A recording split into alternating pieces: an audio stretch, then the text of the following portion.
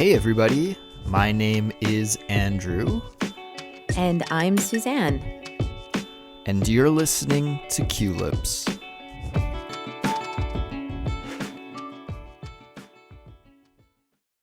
Suzanne, Yes, how are you? I'm doing pretty good. How are you? I'm doing pretty well also.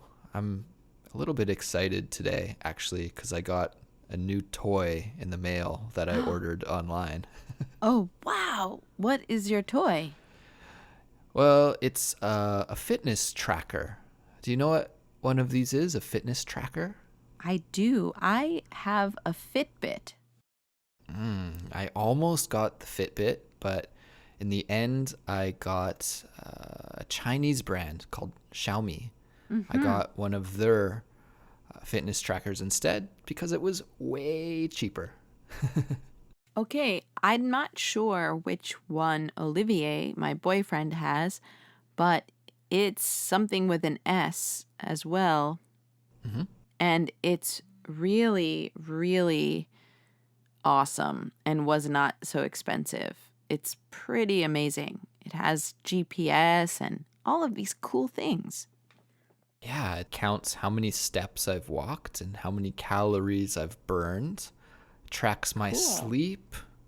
It checks my heart rate. That's really why I bought it. I was interested to check my heart rate when I'm exercising and even when I'm resting. So, yeah, I've just had it for a day, but I was in the gym earlier this morning and I was testing it out and I think I'm going to like it. I think I am. Nice. And how is your heart rate? Man, it was really beating quite fast after I had lifted some weights, let me tell you. See, people think that lifting heavy things just means building muscle and not working out your heart. But it's not true. Your heart is totally going to pump faster. Yeah, in fact, I mean, I haven't tested it yet, but my heart was beating, I think it was 130 beats per minute after I had done a set of weightlifting. And I highly doubt that my heart rate will get up that fast when I'm jogging. I don't think it will get that high. So Yeah. it may even be better for your heart to lift weights than to do cardio. Yeah. And good for your bones as well. Indeed. But anyways, that was my distraction of the day, fooling around with this watch. Well, today's episode is a Chatterbox episode, and that's when we have a normal, casual conversation about a topic. And today we are continuing the third, and I think this will be the final part, talking about my summer vacation. I don't want to bore you guys with my vacation for too much longer, but we're going to do one more. I think I can speak for everyone when I say it's not boring. You have very adventurous, funny things that happen to you throughout your vacation. So I find it very interesting. That's awesome. I'm happy to hear that. So guys, if you haven't heard the other episodes about my vacation, there's 2 other Chatterbox episodes that you can tune into, and you can do that later. It doesn't have to be in sequence, I don't think. But today, I'm going to tell you about visiting the island of Naoshima in Japan. All right. And we'll get started with the conversation right after this message. The best way to study with Culips is by becoming a Culips member. When you become a Culips member, you will get full transcripts, detailed vocabulary explanations, and quizzes for each episode. Visit culips.com. That's CULIPS.com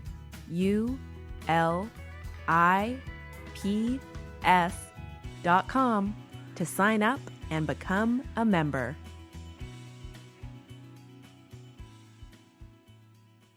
All right, Andrew. I want to hear all about this island. One of my Korean friends actually tipped me off about this island because she had visited about a month prior to my trip, and I asked her like, "Oh, you were just in Japan. What did you do? Where did you go? What did you see? What did you eat?" I Yeah. peppered her with a lot of questions, and she said, hands down, the best place I visited in Japan was Naoshima. So Wow. The best in the whole country, she said. the whole country. Well, Wow. now keep in mind she didn't travel the whole country. Japan is Okay. surprisingly huge. But yeah, she told me about it, and I did some research on the internet, and I decided this is a place I think I have to visit. Because what's special about Naoshima is that it's quite a small island. I think it's only 14 square kilometers, Wow. but there are about 20 art galleries and museums on the island. So it's a destination for art lovers. Most of the galleries are modern and contemporary art, and there's also a lot of public art installations on the island that you can just see when you're walking around. This sounds like a little heaven. I mean, a little island of art, right? Yeah, totally. I mean, maybe not for everyone, but for me, it seems like I would really just love to go see something like that. That seems like a dream.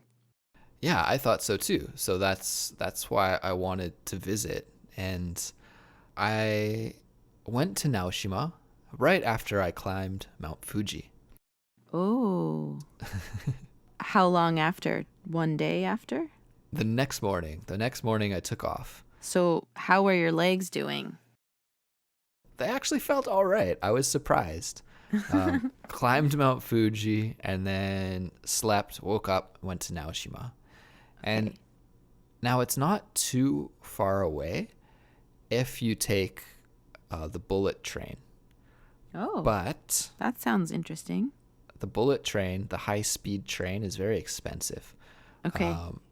And the host at the guest house that I was staying at recommended that I take the local train to Naoshima, or actually to the port where you can catch the ferry to Naoshima.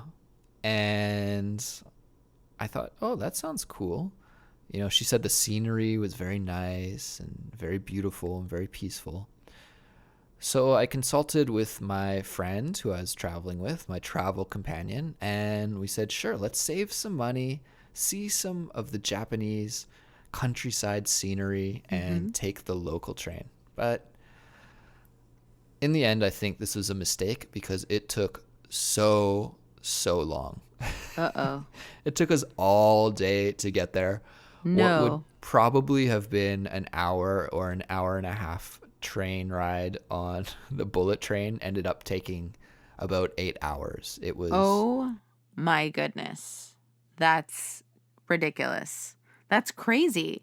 That's like your whole vacation day. Oh my God. it was really my fault because, as I mentioned in the last Chatterbox episode about climbing Mount Fuji, this was a spontaneous trip where I just wanted to go with the flow. I didn't do Yes. too much preparation or research in advance. I was kind of just going with the flow, and I had this recommendation to take the scenic route, and so I took the scenic route. But what I didn't realize is that the railway lines, I guess maybe I'm just an inexperienced train rider, but I had envisioned that the train would just go from where we got it to Yeah. where we wanted to end up, right? The destination. But no. You travel on this train for like 4 stops, get off, transfer to another line, go 2 stops, get off, go onto another train, go Oh. 5 stops. It wasn't a continuous ride. I think the Oh. longest section was maybe an hour or an hour and a half. We continually transferred trains, and that's what took a long time, because also it's not like you get off one train and the next train's right there, right? You have to wait 30 minutes for the next train or something like that. So Whoa. yeah, that was a mistake. Yeah. If you travel in Japan, don't take the local line. Note to self. Don't listen to your friendly guest host. Because sometimes it's important to remind yourself that saving money is not as important as saving time when you're on vacation. You know, sometimes time is more important than the extra money that it may cost. Absolutely. Absolutely. But anyways, it was an experience. So finally, we got to the port where you can catch the ferry to Naoshima, and we took the ferry over. Very, very beautiful ferry ride. It was only about 20 minutes. So this island is actually super close to the coast of Japan. It's right near to Okayama on the east coast of Japan. Oh, wow. So yeah, when we did finally arrive on the island, it was about 4 in the afternoon, and we are only Okay. planning to stay there for one night. So we're like, man, we better get cracking and start checking out this island, because we only have about 24 hours. So all of the material that I had read online recommended renting a bike and exploring the island via bicycle. And I'm super game for that. You know, I'm a bike lover. So Yeah. first we checked into our guest house, and actually we met some travelers from Scotland, and they said, "Oh, what are you guys going to do today?" We said, "We're going to rent bikes and explore the island." And they said, "You better get the electric bicycle." And I said, "Why?" "I don't need an electric bike. You know, I'm in pretty good shape. I just climbed Mount Fuji, Oh, and I Andrew. feel Oh, great." no. They Yeah. said, "Trust us, get the electric bicycle." So we said, "Oh, okay. Yeah, sure, we'll get the electric bicycle." Wait, I was going to say maybe you should have said, yeah, well, we trusted our guest house owner. Suzanne, do you think I can learn a lesson that quickly? Takes me many, many times. I have to be more. Well, I mean, yeah. So I guess I did Yeah. trust the guest house owner, but I didn't trust the Scottish travelers. When I went to the cafe where they rent bikes to borrow a bike for the day, the lady at the cafe said, "Do you want the electric bicycle or the manual regular bicycle?" I said, "Regular bicycle, come on. That's fine." That was a huge mistake, though, because Naoshima is really hilly, Oh, and gosh. they're big hills. These were intense, steep, winding mountain roads. They didn't tell you that? They said it was a mountainous island, but I'm used to riding a bike, so I thought it would be all right. But it was killer. I It know, was but you just hiked Mount Fuji in like 5 hours and a half. Like your legs are probably like, oh man. It was, I mean, I don't want to complain too much because it was gorgeous. It was beautiful. And Yeah. riding up these mountains was super, super cool because you could see the ocean, and it was so quiet and peaceful and just beautiful forest. It was gorgeous. But it was so, so hot. And I'm riding, it's not like I'm riding a nice road bike that's meant to go fast. This is just a 1-speed cruiser made for a shorter Japanese person. So it didn't fit me very well. And I was struggling, absolutely struggling up these mountain roads. So that was mistake number 2 I made on the trip. Yeah. Do you know like sad trombone? Yeah. Okay. I think I've asked that before. The sound effect that we make when Yeah. somebody does something pathetic. No, it's okay. Oh man. Oh, I feel for you. So we rode around the island. We went up this massive mountain, but the awesome part about going up a big mountain is that Yeah. you get to go down it.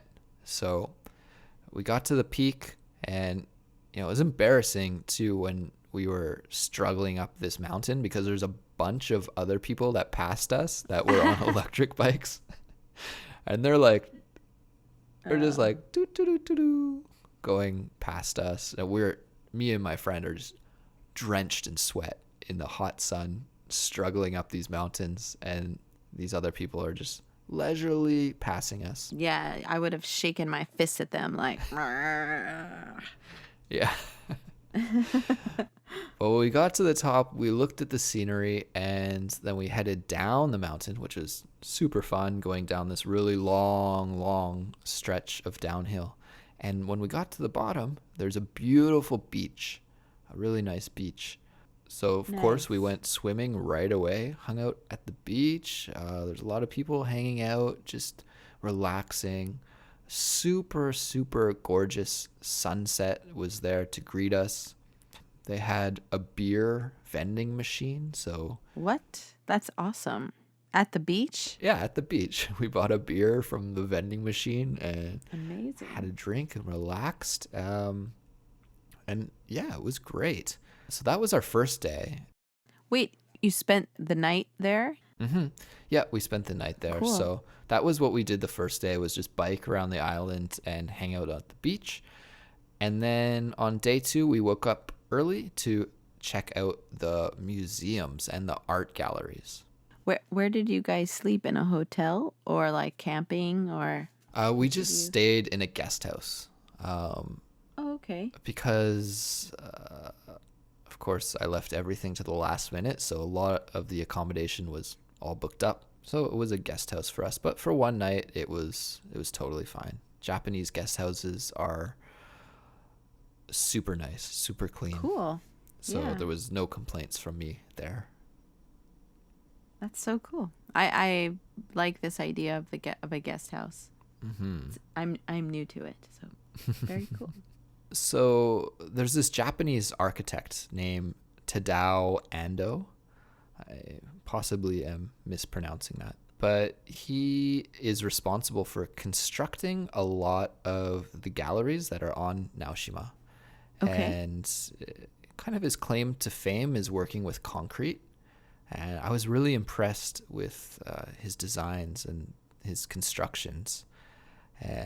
Even more impressive, I think, is that he didn't receive any formal architect training, which is wild to me. Like, I think Wow. if you want to become an architect, that's one of the things that it would be really hard to teach yourself. It's almost like Yeah.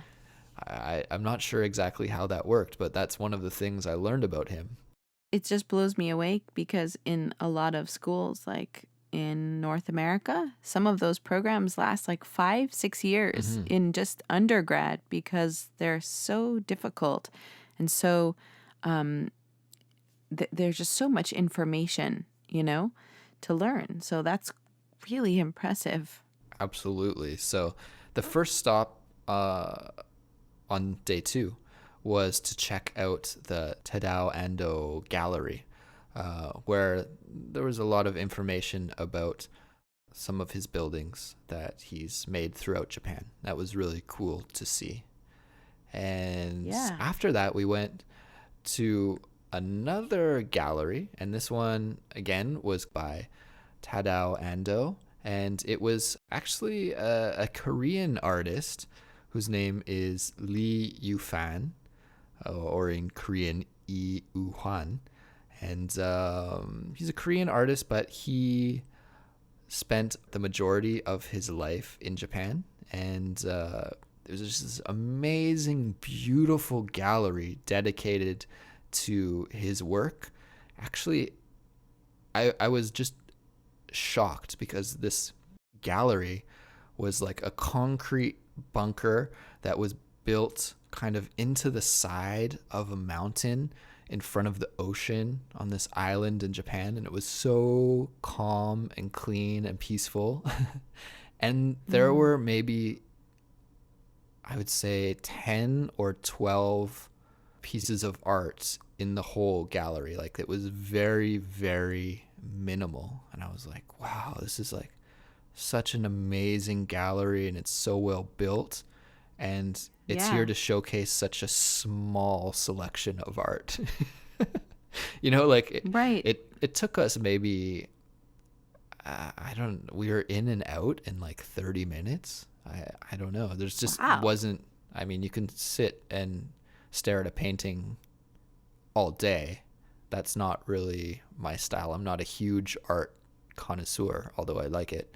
But to me, the impressive thing was just the grandeur of the building for such a small collection. Right. It was almost more the gallery itself was, it just complemented the work inside so well. It was nice to see that relationship between the work and the gallery. Something I had never thought about before, but it really heightened the experience. In my mind, that minimalist feeling is very Japanese.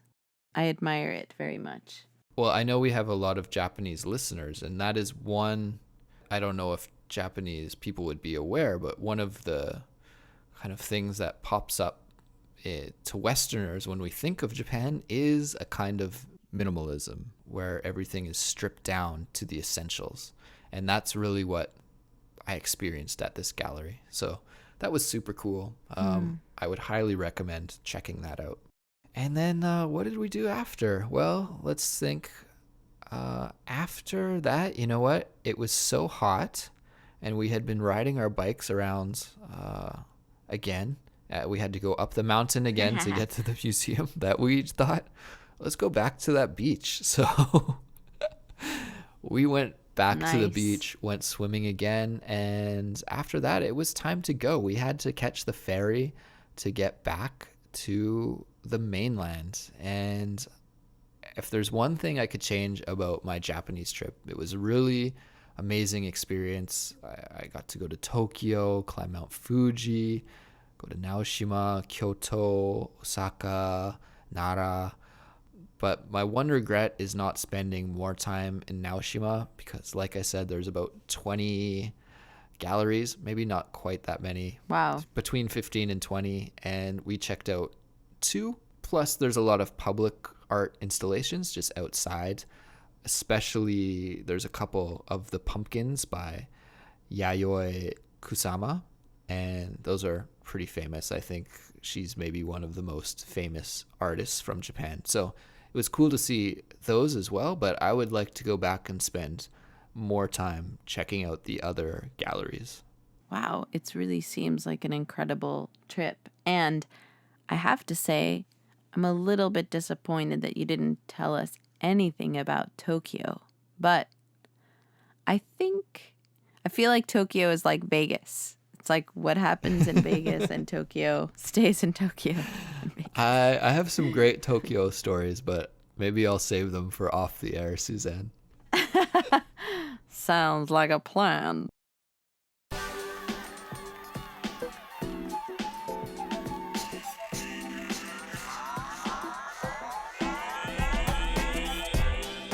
We'll wrap it up here. I want to thank everybody for listening. Of course, we really appreciate it when you listen to us and support us. And if you want to get really serious about studying English and are looking to get to that next level, we are here to help you. The best way to study with Culips is by becoming a Culips member. Because when you are a Culips member, you get access to our learning materials, which is a super awesome study guide that accompanies each and every episode that we create. And in the learning materials, you'll get a transcript so you can follow along while you listen and you won't miss anything. You also get detailed vocabulary explanations, real world examples, and a quiz. So if this is something that interests you, visit our website culips.com to sign up and become a member. Thank you for listening, guys. We will be back soon with another Culips episode. We'll talk to you then. Goodbye. Yeah. Bye.